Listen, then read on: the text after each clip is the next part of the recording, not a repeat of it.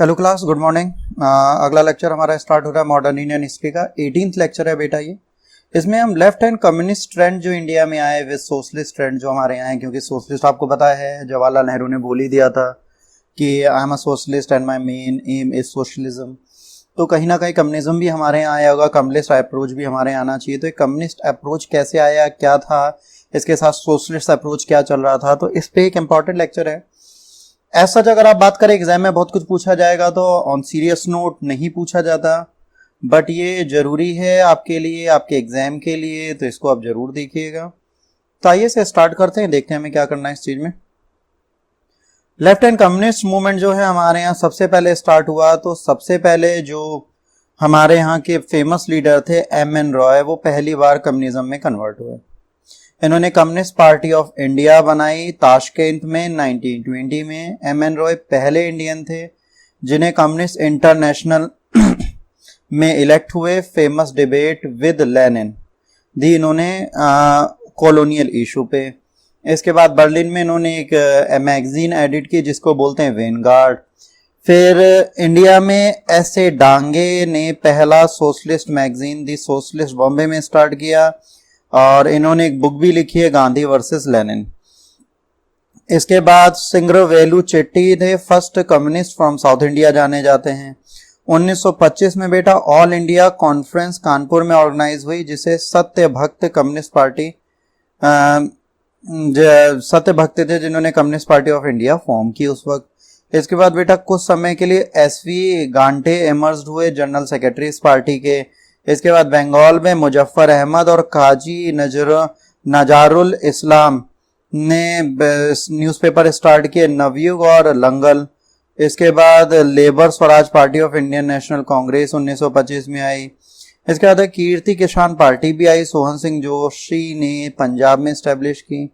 अब देखिए ब्रिटिश ने कोशिश की कि कम्युनिस्ट मूवमेंट को सरप्रेस करें, तो इसके लिए उन्होंने कम्युनिस्ट लीडर पे कई सारे कॉन्स्पिरेसी के केस लगाए, जैसे Peshawar conspiracy case, Kanpur conspiracy case. तो इसके बाद फेमस मेरठ कॉन्स्पिरेसी केस 1929 को हुआ।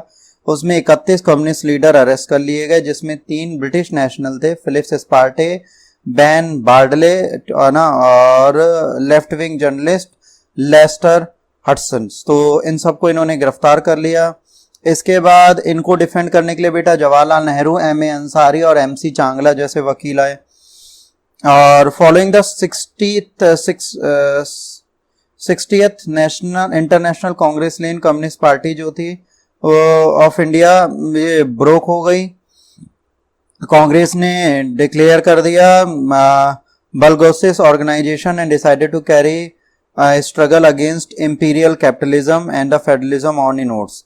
तो इन्होंने भी स्टार्ट कर दिया। इसी के साथ क्या हुआ, डिसीजन अलोंग मेरठ कॉन्स्पिरेसी ली गई, जिसने कहीं ना कहीं कम्युनिस्ट मूवमेंट को वीक किया, और सीपीआई बाद में 1934 में इलीगल डिक्लेयर कर दी गई। पीसी जोशी को फॉलो किया। फिर दत्त ने बार्डले थेसिस कम्युनिस्ट मूवमेंट की। इन्होंने ये डिसाइड कर लिया है कि अब हम कांग्रेस को जोड़ लेंगे, कांग्रेस के साथ जुड़ जाएंगे इंपीरियलिज्म के अगेंस्ट।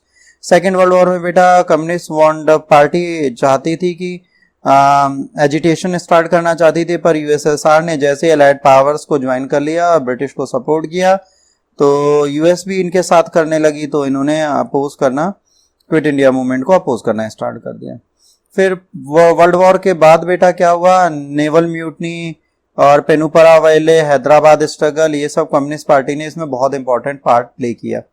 फिर कांग्रेस और सोशलिस्ट पार्टी की अगर बात करोगे तो बेटा जैसे ही सिविल डिसोबीडियंस मूवमेंट विड्रॉल होता है, यंग लीडर्स जैसे जयप्रकाश, मेनू, अच्युत, आचार्य नरेंद्र देव, ये सब सोशलिस्ट पार्टी बना लेते हैं 1934 में। आचार्य नरेंद्र देव पहले प्रेसिडेंट बनते हैं। इनका एम होता है कि कांग्रेस के अंदर काम करेंगे पर कांग्रेस को और सोशल ओरिएंटेशन देंगे। इसे सपोर्ट कर रहे थे बेटा जवाहरलाल नेहरू खुद, और पर उन्होंने कभी भी कांग्रेस सोशलिस्ट पार्टी ज्वाइन नहीं की। लेफ्ट ब्लॉक बहुत इंपॉर्टेंट रोल प्ले करता था, रेडियल ओरिएंटेशन था, कांग्रेस पॉलिसीज का रिफ्लेक्शन दिखता है। फैच फॉर एग्रेरियन प्रोग्राम जो 1936 में आया। सोशलिस्ट लीडर ने बहुत इंपॉर्टेंट रोल प्ले किया क्विट इंडिया मूवमेंट में, और कई बार अंडरग्राउंड फेज में। इंडिपेंडेंस के बाद किसान मजदूर पार्टी फॉर्म की गई, किसान मजदूर पार्टी फॉर्म को मिला के मर्ज किया करके बनाया गया प्रजा सोशलिस्ट पार्टी। इसके बाद activities during quit India movement, Aruna Asaf Ali ने ट्राई कलर ग्वालियर टैंक मैदान मुंबई में फहराया। उषा मेहता, राम मनोहर लोहिया ने अंडरग्राउंड रेडियो स्टेशन स्टार्ट किया। जयप्रकाश नारायण और रामनंदन मिश्र ने गोरिल्ला वॉरफेयर नेपाल बॉर्डर पे स्टार्ट किए। फिर बेटा कुछ बुक्स हैं जो हैं, जैसे एम एन रॉय ने इंडिया इन ट्रांजिशन लिखी, Marxist analysis of Indian society है। ऐसे डांगे ने गांधी वर्सेस लेनिन लिखी, कंपैरिजन किया है बिटवीन टू। इसके बाद जयप्रकाश नारायण वाई सोशलिज्म लिखा है, सोशलिस्ट पाथ इंडिया में कैसे आया इसके लिए उसको सपोर्ट किया है। राम मनोहर लोहिया ने व्हील ऑफ हिस्ट्री लिखा है। ओरिजिनल आइडियाज हैं सोशलिज्म के लिए जो इंडिया को सूट करेगा इंडियन कंडीशन। जवाहरलाल नेहरू ने autobiography glimpse of the world history लिखा है। इसका पूरा चैप्टर है जिसमें डिफरेंसेस दिए गए गांधी आइडियोलॉजी के सोशल इकोनॉमिक इसी में। इसके बाद सुभाष बोस ने द इंडियन स्ट्रगल, इन्होंने अपने सोशलिस्ट व्यू दिए हैं इंडियन पॉलिटिक्स के लिए। इसके बाद बेटा लेफ्टिस्ट न्यूज़पेपर भी थे कई सारे जो इस टाइम पे चल रहे थे और मैगजीन।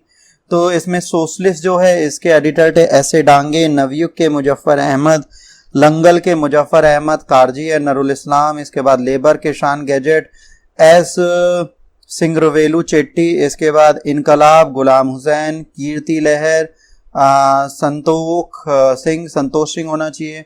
इसके बाद इंडियन नेशनल फ्रंट, ये सीपीआई का एक ऑरिजिन था। ठीक है, इसके बाद हमारा आज का लेक्चर में सोशलिज्म की बात हम करेंगे, क्योंकि जब आपका कम्युनिस्ट की बात खत्म हो जाती है तो सोशलिज्म आता है। तो जवाहरलाल नेहरू, सुभाष चंद्र बोस और सोशलिज्म क्या था। नेहरू बहुत ज्यादा अटैच हुए डेमोक्रेटिक सोशलिज्म की तरफ, ये इन्फ्लुएंस हुए कार्ल मार्क्स के व्यूज से। ही बिलीव कि सोशलिज्म लाया जा सकता है डेमोक्रेटिक मीन्स में, और इसे ये फेबियन सोशलिस्ट बोलते थे। ये इन्होंने पॉपुलराइज करने के लिए सोशलिस्ट आइडियाज को यूथ में कोशिश की, बट इन्होंने कभी भी सोशलिस्ट पार्टी ज्वाइन नहीं की, इसे हमेशा मॉरल सपोर्ट दिया। इनकी लीडरशिप में Congress adopted the resolution of socialist pattern and but at on the society at the session of Congress in 1955, जिसे अवॉइड में हुआ था। इसके बाद सुभाष चंद्र बोस ने नेहरू के साथ इंपॉर्टेंट रोल प्ले किया कांग्रेस में सोशलिस्ट ओरिएंटेशन लाने के लिए। जब वो प्रेसिडेंट थे कांग्रेस के नेशनल प्लानिंग कमेटी बनाई गई 1939 में, जवाहरलाल नेहरू उसके हेड बने। इसके बाद जब ये सब हुआ और ये टूटे तो इन्होंने फॉरवर्ड ब्लॉक बनाए, ये भी अपने सोशलिस्ट कलीग्स के साथ मिलकर बनाई थी। अदर इंपॉर्टेंट सोशलिस्ट लीडर्स जो थे बेटा जयप्रकाश नारायण, अच्युत पटवर्धन, आचार्य नरेंद्र देव, मिंसो, राम मनोहर लोहिया, यूसुफ मेहरोली थे। इंपॉर्टेंट कम्युनिस्ट लीडर अगर बात करेंगे तो M N Roy, S A डीगरा, मुजफ्फर अहमद, गुलाम हुसैन, एस सिंगवेलू, नलनी गुप्ता, शशिकांत और पीसी जोशी थे। तो ये लास्ट में जो बेटा आपके लिए दिया गया है इसको याद कर लीजिएगा, इससे आपको एग्जाम में काफ़ी हेल्प मिल जाएगी कि कौन कौन से पॉलिटिकल लीडर्स थे जो किसको ज्वाइन करके बैठे थे, जैसे ये किसको और ये किसको। तो यहाँ से आप पढ़ लेंगे तो इससे एग्जाम में 1-2 क्वेश्चन अगर आ गए तो आ गए, वरना मुश्किल ही आना इससे। बाकी कांग्रेस में forward block I, socialist ideology के लिए नेहरू ने सपोर्ट किया, ये सब पहले भी पढ़ चुके हैं तो ये नहीं, बट क्योंकि एक पॉलिटिकल पार्टीज का स्पेशल चैप्टर आपको देना था तो मैंने दे दिया। होपफुली आपको ये समझ में आया होगा। अगला अब हम आएंगे Congress minister of government of India act 1935 और उसके बाद के मूवमेंट पे। तो आज के लिए बेटा इतना ही है। अगर आपको अच्छा लगा तो प्लीज लाइक, शेयर और सब्सक्राइब करें। अगर डिसलाइक करना है तो डिसलाइक करके कमेंट बॉक्स पे लिख के आपने इसे डिसलाइक क्यों किया। होपफुली हम उसे उसी बात तरीके से उसी जगह पे सुधार पाएं, क्योंकि इंप्रूवमेंट तभी होगा जब आप हमें सजेशन देंगे और आपके सजेशन हमारे लिए बहुत इंपॉर्टेंस रखते हैं। होपफुली आप सब अच्छे होंगे, हेल्दी होंगे। God bless you all, take care, bye bye.